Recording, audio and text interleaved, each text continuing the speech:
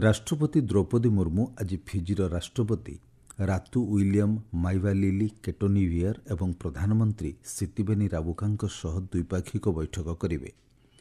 ରାଷ୍ଟ୍ରପତି ମୁର୍ମୁ ଆଜି ସକାଳେ ଫିଜିର ସଂସଦକୁ ସମ୍ବୋଧିତ କରିଛନ୍ତି। ଗତକାଲି ରାଷ୍ଟ୍ରପତି ଫିଜିର ରାଜଧାନୀ ସୁବାରେ ପହଞ୍ଚିଥିଲେ। ଫିଜିର ପ୍ରଧାନମନ୍ତ୍ରୀ ସିତିବେନି ରାବୁକା ତାଙ୍କୁ ସ୍ୱାଗତ କରିଥିଲେ। ରାଷ୍ଟ୍ରପତି ମୁର୍ମୁଙ୍କୁ ଫିଜିର ସେନା ଦ୍ୱାରା ଗାର୍ଡ ଅଫ୍ ଅନର ପ୍ରଦାନ କରାଯାଇଥିଲା। ପରେ ରାଷ୍ଟ୍ରପତି ଗାର୍ଡ ଅଫ୍ ଅନର ନିରୀକ୍ଷଣ କରିଥିଲେ। ଫିଜି ଗସ୍ତ ପରେ ରାଷ୍ଟ୍ରପତି ମୁର୍ମୁ ଆସନ୍ତାକାଲିଠାରୁ ଅଗଷ୍ଟ 9 ତାରିଖ ପର୍ଯ୍ୟନ୍ତ ନ୍ୟୁଜିଲାଣ୍ଡ ଯାତ୍ରା କରିବେ। ଗଭର୍ଣ୍ଣର ଜେନେରାଲ ସିଣ୍ଡି କିରୋଙ୍କ ନିମନ୍ତ୍ରଣ କ୍ରମେ ସେ ନ୍ୟୁଜିଲାଣ୍ଡ ଗସ୍ତ କରିବେ।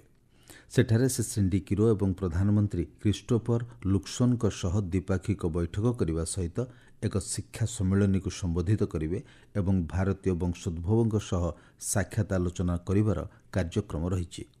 ବିଦେଶ ଗସ୍ତର ଶେଷ ପର୍ଯ୍ୟାୟରେ ସେ ତିମୋର ଲେଷ୍ଟେରେ ଅଗଷ୍ଟ 10ରେ ପହଞ୍ଚିବେ। ଏହି ଦେଶକୁ ରାଷ୍ଟ୍ରପତି ଦ୍ରୌପଦୀ ମୁର୍ମୁଙ୍କର ଏହା ପ୍ରଥମ ଗସ୍ତ ହେବ। ବାଂଲାଦେଶ ରାଷ୍ଟ୍ରପତି ସେଠାକାର ସଂସଦ ଭଙ୍ଗ କରିଛନ୍ତି। ରାଷ୍ଟ୍ରପତି ମହମ୍ମଦ ଶହାବୁଦ୍ଦିନ କହିଛନ୍ତି ଦେଶରେ ଏକ ମଧ୍ୟବର୍ତ୍ତୀକାଳୀନ ସରକାର ଗଠନ କରାଯିବ। ତିନି ସେନାର ମୁଖ୍ୟଙ୍କ ଉପସ୍ଥିତିରେ ଢାକା ବଙ୍ଗଭବନରେ ବିଭିନ୍ନ ରାଜନୈତିକ ଦଳର ନେତା ଏବଂ ନାଗରିକ ସମାଜ ସଂଗଠନର ପ୍ରତିନିଧିଙ୍କ ସହ ଏକ ବୈଠକରେ ସେ ଏହି ମନ୍ତବ୍ୟ ଦେଇଛନ୍ତି। ବର୍ତ୍ତମାନର ବିଶୃଙ୍ଖଳିତ ପରିସ୍ଥିତିକୁ ଶେଷ କରିବା ଏବଂ ସ୍ୱାଭାବିକତା ଫେରାଇ ଆଣିବା ପାଇଁ ସେନା ମଧ୍ୟ ପଦକ୍ଷେପ ନେବ ବୋଲି ସେ କହିଛନ୍ତି। ଅନେକ ମାମଲାରେ ଦୋଷୀ ସାବ୍ୟସ୍ତ ହେବା ପରେ ଗୃହବନ୍ଦୀ ଥିବା ବାଂଲାଦେଶ ନ୍ୟାସନାଲିଷ୍ଟ ପାର୍ଟିର ଅଧ୍ୟକ୍ଷ ତଥା ପୂର୍ବତନ ପ୍ରଧାନମନ୍ତ୍ରୀ ଖଲିଦା ଜିଆଙ୍କୁ ମୁକ୍ତ କରିବାକୁ ମଧ୍ୟ ବୈଠକରେ ନିଷ୍ପତ୍ତି ନିଆଯାଇଛି। ରାଷ୍ଟ୍ରପତି ଶହାବୁଦ୍ଦିନ ବିକ୍ଷୋଭ ସମୟରେ ଗିରଫ ହୋଇଥିବା ଛାତ୍ରମାନଙ୍କୁ ମୁକ୍ତ କରିବାକୁ ନିର୍ଦ୍ଦେଶ ଦେଇଛନ୍ତି। ପ୍ରଧାନମନ୍ତ୍ରୀ ଶେଖ୍ ହସିନା ଗତକାଲି ଇସ୍ତଫା ଦେଇଥିଲେ ଏବଂ ଏକ ସାମରିକ ବିମାନରେ ଦେଶ ଛାଡ଼ିଥିଲେ। ପରେ ପୋଲିସ ଘଟଣାସ୍ଥଳରେ ପହଞ୍ଚି ପରିସ୍ଥିତିକୁ ନିୟନ୍ତ୍ରଣ କରିଥିଲା। ସେନାର media wing inter services public relation କହିଛି ସେନା ମୁଖ୍ୟ ଜେନେରାଲ ୱାକର ଉଜ୍ ଜମାନ ଶୀଘ୍ର ଛାତ୍ର ଏବଂ ଶିକ୍ଷକ ପ୍ରତିନିଧିଙ୍କୁ ସାକ୍ଷାତ କରିବେ। ଜେନେରାଲ ଜମାନ କହିଛନ୍ତି ଆଜି ସ୍କୁଲ, କଲେଜ, ମଦ୍ରାସା ଓ ବିଶ୍ୱବିଦ୍ୟାଳୟ ସମସ୍ତ ସରକାରୀ ଓ ଅର୍ଦ୍ଧସରକାରୀ କାର୍ଯ୍ୟାଳୟ, ଘରୋଇ କାର୍ଯ୍ୟାଳୟ, କାରଖାନା ଓ ଶିକ୍ଷାନୁଷ୍ଠାନ ଖୋଲା ରହିବ। ପ୍ରଧାନମନ୍ତ୍ରୀ ନରେନ୍ଦ୍ର ମୋଦିଙ୍କ ଅଧ୍ୟକ୍ଷତାରେ ସୁରକ୍ଷା ସଂକ୍ରାନ୍ତ କ୍ୟାବିନେଟ୍ କମିଟି ବାଂଲାଦେଶର ସ୍ଥିତି ସମୀକ୍ଷା କରିଛି।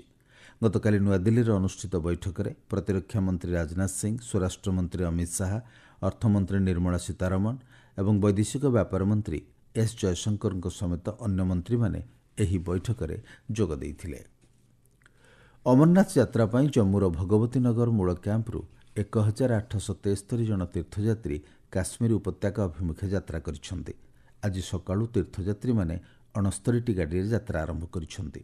ସେମାନଙ୍କ ମଧ୍ୟରେ 1579 ଜଣ ପୁରୁଷ, 202 ଜଣ ମହିଳା, 65 ଜଣ ସାଧୁ ଏବଂ 27 ଜଣ ସାଧ୍ୱୀ ଅଛନ୍ତି। ପ୍ୟାରିସ୍ ଅଲିମ୍ପିକ୍ସ 2024ରେ ଆଜି ଭାରତୀୟ କ୍ରୀଡ଼ାବିତ୍ମାନେ ହକି, ଆଥଲେଟିକ୍ସ, ଟେବୁଲ ଟେନିସ୍ ଏବଂ କୁସ୍ତିରେ ପ୍ରତିଦ୍ୱନ୍ଦ୍ୱିତା କରିବେ। ହକିରେ ଭାରତୀୟ ପୁରୁଷ ଦଳ ଆଜି ଜର୍ମାନୀକୁ ଭେଟିବ। ଏହି ମ୍ୟାଚ୍ ୟେଭେସ୍ ଟୁ ମାନୱେର୍ ଷ୍ଟାଡିୟମରେ ଖେଳାଯିବ, ଯେଉଁଠାରେ ଭାରତୀୟ ଦଳ ଫାଇନାଲରେ ସ୍ଥାନ ପାଇବା ପାଇଁ ପ୍ରତିଦ୍ୱନ୍ଦ୍ୱିତା କରିବ। ଭାରତ ଓ ଜର୍ମାନ ମଧ୍ୟରେ ସେମିଫାଇନାଲ୍ ମ୍ୟାଚ୍ ଭାରତୀୟ ସମୟ ଅନୁସାରେ ସକାଳ 10:30ରେ ଆରମ୍ଭ ହେବ। ପୂର୍ବତନ ଚାମ୍ପିୟନ୍ ନୀରଜ ଚୋପ୍ରା ଆଜି ପୁରୁଷ ଜାଭେଲିନ୍ ଥ୍ରୋ ଇଭେଣ୍ଟରେ ନିଜର ଅଭିଯାନ ଆରମ୍ଭ କରିବେ। ଅଲିମ୍ପିକ୍ସରେ ସ୍ୱର୍ଣ୍ଣ ପଦକ ଜିତିବାର ଭାରତର ସବୁଠାରୁ ବଡ଼ ଆଶା ହେଉଛନ୍ତି ନୀରଜ ଚୋପ୍ରା। ଆଜି ଅପରାହ୍ନ 3:20ରେ ସେମାନେ ଗ୍ରୁପ୍ ବି ଦଳଗତ ଯୋଗ୍ୟତା ପର୍ଯ୍ୟାୟରେ ଅଂଶଗ୍ରହଣ କରିବେ। ଏହାର 1 ଘଣ୍ଟା ପୂର୍ବରୁ ଏସୀୟ କ୍ରୀଡ଼ାର ରୌପ୍ୟ ପଦକ ବିଜେତା କିଶୋର କୁମାର ଜେନା ମଧ୍ୟ ଜାଭେଲିନ୍ ଥ୍ରୋରେ ଫାଇନାଲରେ ସ୍ଥାନ ସୁରକ୍ଷିତ କରିବାକୁ ଚେଷ୍ଟା କରିବେ। ଅପରାହ୍ନ 1:50ରେ ଗ୍ରୁପ୍ ଏ ଯୋଗ୍ୟତା ପର୍ଯ୍ୟାୟରେ ସେ ଅଂଶଗ୍ରହଣ କରିବେ। ଅପରାହ୍ନ 2:30ରେ ଭାରତର କିରଣ ପହଲ ମହିଳା 400 ମିଟର ଦୌଡ଼ର ରେପ୍ ଚେଜ୍ ରାଉଣ୍ଡରେ ପ୍ରତିଦ୍ୱନ୍ଦ୍ୱିତା କରିବେ। ଦୁଇଥର ଅଲିମ୍ପିକ୍ ପଦକ ବିଜେତା ଭିନେସ୍ ଫୋଗଟ୍ ମହିଳା 50 କେଜି ପ୍ରି କ୍ୱାର୍ଟର ଫାଇନାଲରେ ଜାପାନର ସୁସାକି ୟୁଙ୍କୁ ଭେଟିବେ। ଟେବୁଲ ଟେନିସ୍ରେ ହରମିତ ଦେଶାଇ, ମାନବ ଠକ୍କର ଏବଂ ଅଚନ୍ତା ଶରତ କମଲ ପୁରୁଷ ଦଳଗତ ପ୍ରତିଯୋଗିତାର ରାଉଣ୍ଡ ଅଫ୍ 16ରେ ଅପରାହ୍ନ 1:30ରେ ଚୀନ ବିପକ୍ଷରେ ଅଭିଯାନ ଆରମ୍ଭ କରିବେ। ପ୍ୟାରିସ୍ ଅଲିମ୍ପିକ୍ସରେ ଗତ ରାତିରେ ଅବିନାଶ ସାବ୍ଲେ ଆଥଲେଟିକ୍ସରେ ପୁରୁଷ 3000 ମିଟର ଷ୍ଟିପଲ୍ ଚେଜ୍ ଫାଇନାଲ୍ ପାଇଁ ଯୋଗ୍ୟତା ଅର୍ଜନ କରି ଇତିହାସ ସୃଷ୍ଟି କରିଛନ୍ତି। ଏହି ପ୍ରତିଯୋଗିତା ପାଇଁ ଯୋଗ୍ୟତା ଅର୍ଜନ କରିବାରେ ସେ ପ୍ରଥମ ଭାରତୀୟ। ପ୍ରତିଯୋଗିତାର ଯୋଗ୍ୟତା ପର୍ଯ୍ୟାୟରେ ସାବ୍ଲେ 5ମ ସ୍ଥାନରେ ରହିଥିଲେ। ଅଗଷ୍ଟ 8 ତାରିଖରେ ଏହାର ଫାଇନାଲ୍ ଖେଳାଯିବ। ପୂର୍ବରୁ ଟେବୁଲ୍ ଟେନିସ୍ରେ ଭାରତୀୟ ମହିଳା ଦଳ ରୋମାନିଆକୁ 3-2ରେ ପରାସ୍ତ କରି କ୍ୱାର୍ଟର ଫାଇନାଲରେ ପ୍ରବେଶ କରିଥିଲା। ଏହି ଦଳରେ ମନିକା ବାତ୍ରା, ଶ୍ରୀଜା ଆକୋଲା ଏବଂ ଅର୍ଚ୍ଚନା କାମଥ ରହିଛନ୍ତି। ବ୍ୟାଡମିଣ୍ଟନ ବ୍ରୋଞ୍ଜ ପଦକ ମୁକାବିଲାରେ ଲକ୍ଷ୍ୟ ସେନ୍ ମାଲେସିଆର ଲିଜି ଜିଆଙ୍କଠାରୁ 21-13, 16-21, 10-21 ସେଟ୍ରେ ପରାସ୍ତ ହୋଇଥିଲେ। 68 କେଜି ପ୍ରି ଷ୍ଟାଇଲ୍ କ୍ୱାର୍ଟର ଫାଇନାଲରେ ଡିସା ଦାହିଆ ଉତ୍ତର କୋରିଆର PAK ସୋଲ୍ ଗେମ୍ଙ୍କଠାରୁ ହାରିଯାଇଥିଲେ। ବନ୍ଧୁକ ଚାଳନାରେ ଅନନ୍ତ ଜିତ୍ ସିଂ ନରୁକା ଏବଂ ମାହେଶ୍ୱରୀ ଚୌହାନ ଦଳଗତ ପର୍ଯ୍ୟାୟରେ ବ୍ରୋଞ୍ଜ ପଦକ ପ୍ଲେ ଅଫ୍ରେ ଚୀନଠାରୁ ହାରିଯାଇଥିଲେ।